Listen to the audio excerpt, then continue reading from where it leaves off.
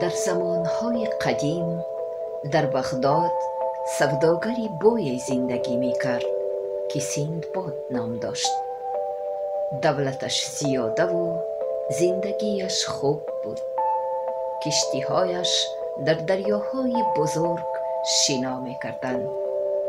ناخداهای کشتیها هر باره که از سفری بحری برگردند به سیندباد نقلهای عجیب و غریبه می کردند و در دل سیندباد نیز آرزوی سیاحت بحر بیدار شد.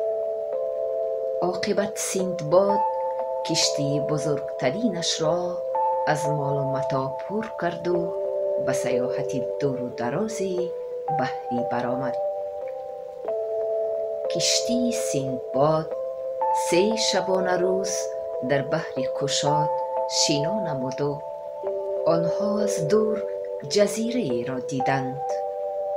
در جزیره آنها عجب یک تخم بزرگی را پیدا کردند و آن را شکستند تا ببینند که در داخلش چیست.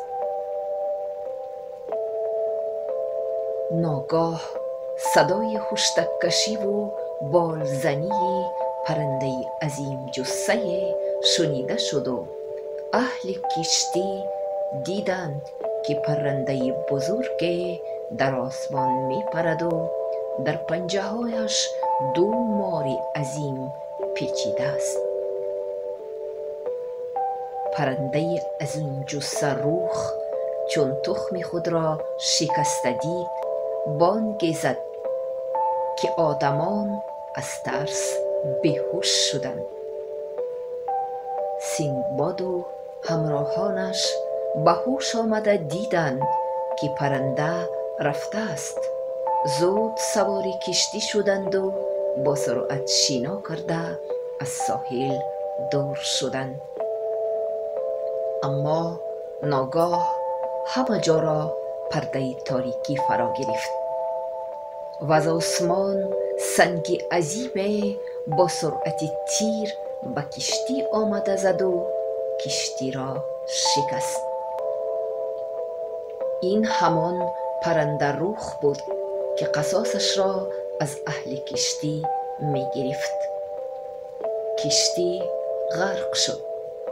موجهای بزرگ و بدهیبت آدمان را به کام خود کشیدند.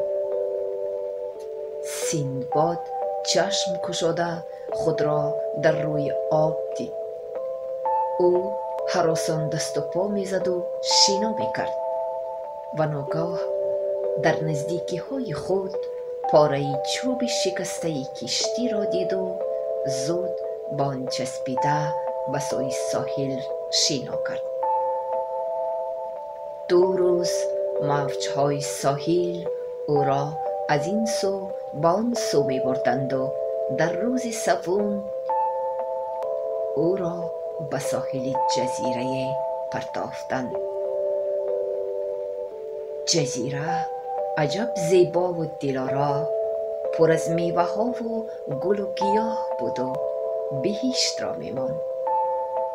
سیندباد لباسهایش را خشک کرد، شکم سیری میوه خورد و به سیر جزیره برآمد تا بداند که آیا در این جزیره آدمی هست.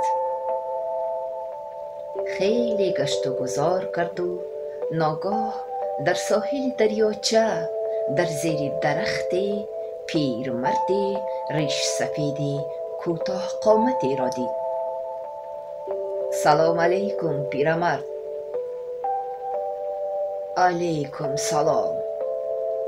یاری ده از دریاچه به آن طرف گذرم این سالی نیک. خواهش کرد پیرمرد. سیندباد پیرمرد را به گردنش سوار کرد و از دریاچه گذراند. فرا اکنون. اما پیرمردی کوتاه قد پایهایش را سخت به گردن سیندباد پیچانیده او را بوغی میکرد. هی تو چرا مرا بوغی میکنی؟ من سوار گشتن را دوست می‌دارم گفت پیرمرد. اکنون تو مرا در این جزیره گشت و گذار می دهی. خندید او. سیندباد بیچاره پیرمرد در گردنش در جزیره می گشت و فکر می کرد که از این جین چگونه خلاصی یابد. ناگاه چشم او به کدوهای عجیبی افتید که در پالیز می خوابیدند. سیندباد یک کدوی کلان را انتخاب کرد و آن را برید و دید که داخل کدو پر از شراب است. سیندباد شراب را نوشید و مزه کنان گفت: آه آه، چقدر بالذت! آه آه، راحتی جان! موسفیدچه بی‌ضابطه شد. ای تو آنجا چی میخوری؟ با من هم کمتر ده. سیندباد با موسفید شراب را نوشاند. موسفید مست شد و خوابش برد. پایهایش هم سست شدند و سیندباد زود او را از شانه هایش گرفته به زمین انداخت. موسفیدچه به گنبسک تبدیل یافت و در میان علفزار ناپدید شد. سیندباد خدا را شکر گفت و از باغ برآمد و دید که در بیرون باغ شهری بزرگ است. سیندباد در شهر آواره می گشت تا به بازاری رسید. در بازار سوداگرانی فارس و عرب و هندو و چینی سودا می کردند. او در کنج ایستاده اطراف را نظاره می کرد. ناگاه مرد سله سفیدی خلعت پوشی را دید و به سویش شتافت. سر و لباس این مرد به بغدادیان مانند بود. السلام علیکم. محترم، شما از بغداد نیستید؟ پرسید سیندباد. و علیکم برسلام. بله، من منصور بغدادیم، پاسخ داد سوداگر. منصور سرگذشت سیندباد را شنید و او را به خانه اش آورد. من به تو کمک میکنم، ولی تو باید از گفته های من بیرون نبرایی. بیگاه منصور و سیندباد به ساحل بحر آمدند و دیدند که در ساحل مردان و زنان و کودکان زیادی بیقرارانه به هر سو میتازند. عجب هنگامه! شبانه به این شهر میمون ها حمله میکنند. وای بر حال آنهایی که به دستشان میافتد، گفت منصور. و آنها به قایق نشسته از ساحل دور شدند و دیدند که چون پرده تاریکی همه جا را فرا گرفت، از کوه سیل میمون های بدبشره در دست مشعل های سوزان فرامده به شهر می درآیند. این منظره عجب دهشتناک بود. در تاریکی هیاهوی میمون ها، گلخن های فروزان به دل انسان وهم می انداخت. میمون ها در رسته های بازار سر و لباسی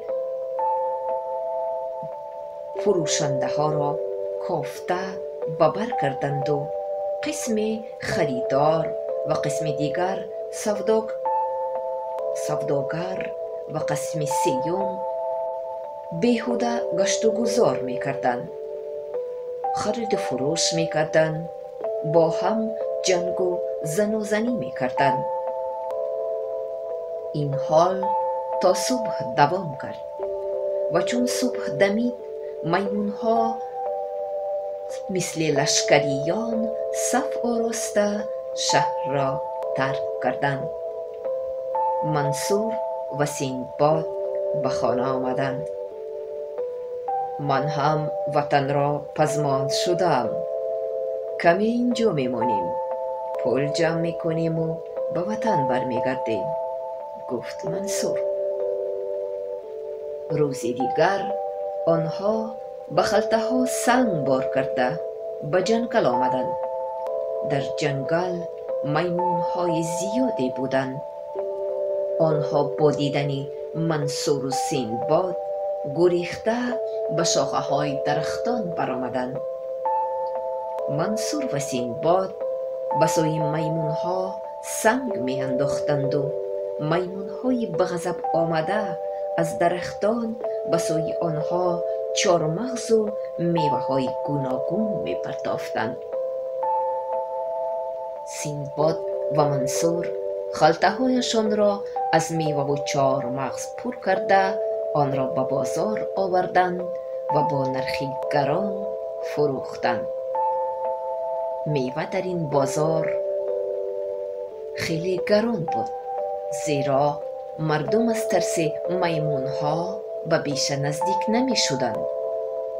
همین طور چند مدت آنها با چارمغز فروشی و میوه فروشی پول زیادی جمع کردند و کشتی کرا کرده به سوی وطن به بغداد رهسپار شدند. آنها سلامت به وطن برگشتند و سیندباد به دیدار عزیزانش رسید که تا امروز او را وفات شده می پنداشتند. اکنون دیگران به نزد سیندباد می آمدند و سرگذشت عجیب او را گوش می کردند.